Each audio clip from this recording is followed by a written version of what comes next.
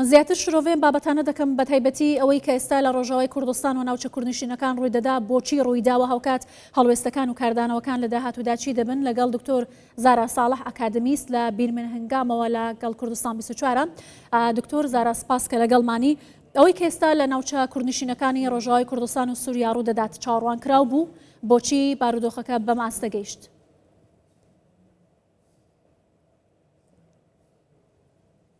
بله سلاژ بۆتەوە هەموو تەماشەوانان بێگومان ئەو تشتبوێرێن گۆچێ دبن ینی باوەڕ دکم ینی چاوەڕێکردناوی هەبوو ڕۆژەکەی لێ نە vê şêweya hay got zûtirîn wext yanî weka em zanin donî civat li Hewlêrê hebû bi serokatiya Mesûd Barzanî got ew yek ji weke lêvegerekî netewî Kurdistanî ye loma tomazbarak hat wê dê xwest got ew bibe navbênkar di vê van bûyerên dawî de lê eger em şêweyekî dîlê binerin ev tiştê got çêbûn yani weke em dizanin Rojavayê Feratê her wer Amerîka yani xwe nedixist berpirsiyar ber wê devera Rojavayê lê Rojhilatê Feratê ew devereke Emerîkî bû yani pirs li vir tê kirin gelo çima hevpeymaniya navdewletî û taybet Amerîka hişt got ev hêzên bi ser hikûmeta Colanî ve herîş bikin û derbasî Rojhilatê Feratê bin ez bêjim di vir de yani wê eger rehniyeke kesk nebêjî wê çavgirtinek hebe ji alî Amerîka ve got derbasî wê deverê bibin yani wilo tê xwendin rast e yani em dizanin ew dever yani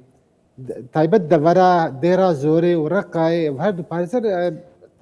piraniyawê Erebin yani başa rast e rojek her war ew ne devereke Kurdî ye lê li gor daxwaza peymaniya navdewletî بەڵێ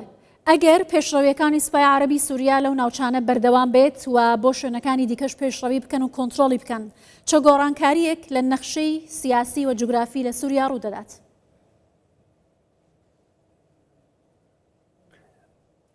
ez bawer dikim yanî îro ew malpera Elmecella heye got İbrahim Hemedî bixwe xelkê Sûriye li ser rûpela xwe peya kirbû pêşniyarek ew pêşniyar jî ez bezim wê ji nêzîkî desthilatya Şamê bê ew tê de diyar dike ew deverên Reqa û Dêra Zorê bêhtir Erebî ne radistî hêzên Sûrî bibin ê yani ê desthilatdariya Şamê û deverên Kurdî yani Heseka û Qamişlo û ew Cezîr yani bêjnê de dimêne yani bi şêweyeke rêveberiyeke hevbeş bibe û ew de xalên sînorî hikûmeta Sûrî jî ew jî bibe şerîk yani hevpar tê de û ew xalên yani deverên neft û gaz hemû jî radestî hikûmetê bin ez bawer nakim nihat karî bêjin nexşeya Kurdistana Rojava wê diyar bibe yani ew deverên Erebî wê radestî van hêza bibin lê deverên Kurdî wê bimênin yani باشە پێت وایە ئامانج لەم ڕووداوانە چییە کە ئێستا ڕوودەدەن لە کاتێکدا گوشارێکی زۆر لەسەر حکوومەتەکەی شەرع هەیە بۆی کە بتوانێت بە ئاشتیانەم کێشانە چارەسەر بکات ڕێککەوتن هەیە لە نێوانیاندا لەگەڵ هێزە کوردیەکان ئامانجەکانی پشت ئەم ڕووداوانە چۆن دەبینی؟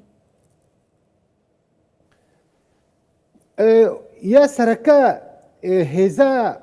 یەکەم ئێگۆ خلافەتا داعش ڕۆخاند کورد بوون قەسەدێ بوو yani هێزن سیرۆ دموکرات و کورد بوون تایبەت ئەv ناتکارێ بێژێ ئیرۆ ئەv دەسەلاتدارە Şamê ne cudaya ji Daeş yanî weke ideolojî weke fikir yanî ez bawer dikim ev şêweyekê tolhildanê ye weke ev na tiştê veşartî nav wa de îro ev navê spaya desthilatdariya Şamê de gelek endamên Daeş bixwe hene û tin cudabûn navbera wa û Cebhet-i Nusra û Heyê Tehrîr Şam de nîne loma ew dibînin Kurd bûn êgo ew xilafeta herû xandin ev yek ya diduwa ez bawer dikim hevpeymaniya navdewletî got bêdeng ma ev jî vê desthilatdariya Şamê sûd jê girt جوی بێدەنگیە دەست باشە. هێریشێکردن بۆچی هاوپەیمانی نێودەوڵەتی بێدەنگ بوو لەم ڕووداوانە؟ پێت وایە هۆکاری بێدەنگیەکەیان چییە؟ دەکرێت لە داهاتوودا هەڵوێستێکی ڕوون و ئاشکرایان هەبێت؟ ئەس باوەڕ دەکەم ئیرۆن هاوێ جڤاتێک هەیە لە شامێ ئەڤژی ئەنجامێ هەفدیتنا دووە بوو یا سەرۆکاتیا سەرۆک مەسعود بەرزانی بوو وێل هەفکردنێک چێ ببێژ بەرگۆ نابێ ئەڤ ئێریش بەردەوام ببن. ئەس باوەڕ دەکەم وێل هەفکردن چێ ببێ ئەو دەڤەرێن عەرەبی ڕقا و دێرە زۆر و حتا بەشێک حەسەکەژی دەڤەرە شەدادێ وێ ڕادستی حکوومەتا جۆلانی ببێ ئەو دەڤەرێن کوردی ئەس باوەڕ دەکەم وێ برێڤەبەریا کووردا ببێ نها نەخشە زەلالتر بوو یعنی کورد دیسە ڤەگەرهانە نەخشەیە کوردستانە ڕۆژاوا ودوێ ئەو وێ دەڤەرا خۆ بپارێزن و دەسەڵاتداریە وابێ وێ ڕێکەفتن vê ئاوایی دەست پێ بکێ ji ber got wê rê nedin yanî Kurd wê berevaniye bikin û ez bawer nakim hevpeymaniyan navdewletî rê bidê got heseka û qamişlo ew deverê dî jî bikevin bin desthilatdariya yanî bêjê rêkeftinek wê çêbibê vî şêweyê. تایبەتی ئەمریکا هاتە هەولێر لەگەڵ سەرۆک بارزانی و هاوکات مەزلوم عەبدی کۆبوونەوە کۆبوونەوەیەکی گرنگ لە هەولێر کراوە. ئەمریکا لەسەر هێڵە بۆ یەکەم کێشەیە چارەسەر بکات، بەڵام لەلایەکی دیکەوە سوپای عەرەبی سووریا بەردەوامە لە هێرشەکانی. پێت وایە ئەم هەوڵانەی حکوومەتی سووریا بێ سزا تێدەپەڕێت؟ بەلێ وێ دەرباس بن ji ber got ئەمریکا خۆستبانە مانە هەموو بارگهێوێن ورن یعنی کاری بوون bi teyare balafir hebûn karî bûn wa rêlber wa bigirin. Ez bawer dikim li hevkirin wê çêbê yani Amerîka jî qey xuya dixwaze wa devera radistî colanî bike ji hikûmeta şerع bike ew devera reqa û dêra zorê xuyaye yani li hevkirinek heye ji bo alîkî ve wê Tirkî jî rast ji ber ev hemû ev operasyonê got çêbûn ji Şêx Meqsûdê û Eşrefiyê bigire ev navtêdana Tirkî bû daxwaza Tirkî bû bê desthilatdariya Şamê ya got cudabûna wê ji Daişî ne pêk anî û dest pê kir yani ez bawer dikim wê ti siza ser wan nebin wê li hevkirinek çê bibe ji ber got Thomas Barak gelekî bêhtir bi helwesta xwe nêzîkî Tirkiyeyê nêzîkî Colanî ye yani berova jî xaftin û daxuyaniyên Pentagonê wana got derdikevin newloye ez bawer dikim yani di bazara siyasî de vê mirov her tiştî pêşbînî bike ئەو ناوچانەی کە ئێستا شەڕتیدا بەردەوامەوە هەوڵ دەدرێت کە سوپای عەرەبی سووریاوانش کۆنتڕۆڵ بکات ناوچەی گرنگی استراتژین بەشێکیان زیندانن کە چەکدارانی داعشی تێدایە. ئەگەری جارێکی دیکە سەرهەڵدانەوەی داعش و مەترسیەکانی لەو ناوچانە چەندە لەبەرەوەی ئەمە مەترسیە بۆ نەتەنها سووریا بۆ ناوچەکانی دیکەی دەوروبەری سووریاش. بەلێش خوا دڤردە مرۆڤ ماتمایی دمێنێ ji vê biryara Emerîkî yanî hevpeymaniya navdewletî got îro ew çeteyên Daişê girtiye wana hemû li navçeya Kurd wê diparêzin. Ez bawer dikim wê bandora wê li hemû navçeyê hebe wekin hata anî ziman ji ber yani desthilatdariya Şamê nikarê Daeş nekayê ne şerê Daeş bike û wa biparêze berova jî ew bi xwe Daeş e yani eger em vegerin sê heftiye berî gava got Emerîkan li Tedmirê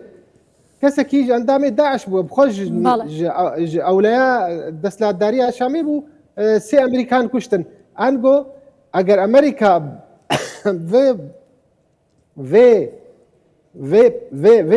bergiriyê nekê li ber vê eva operasyonên ha ez bawer dikim rewş wê yani bikeve qunaxeke gelekî metirsîdar ne tenê li ser yani xelkên deverê yani wê ew çeteyên Daeş wê yani îro metirsî ser Iraq heye li ser xelkê Sûriya tevayê heye heta metirsî ser ewleya Emerîkî heye got li sedema wê îro ew dibe em li wê deverê ji bo ewleya Emerîkî Daeş ez bawer nakim got Amerîka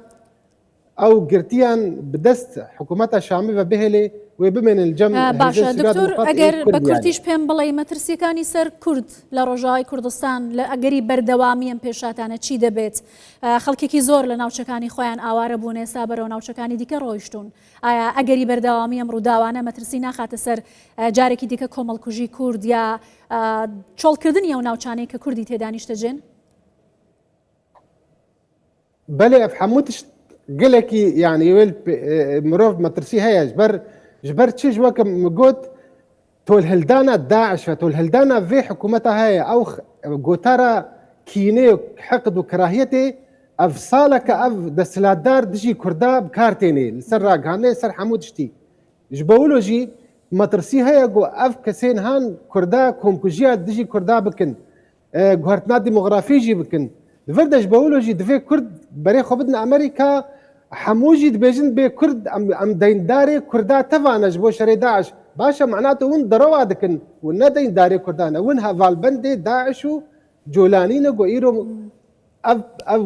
wedestê dest da va hêzên tundira got îro wê komkujiya dijî Kurda bikin yanî gelek vîdeo tê diyar dikirin yanî hemû jî bi tekbîra Allahu Ekber ser va kamera diyar dikin ez bawer dikim yanî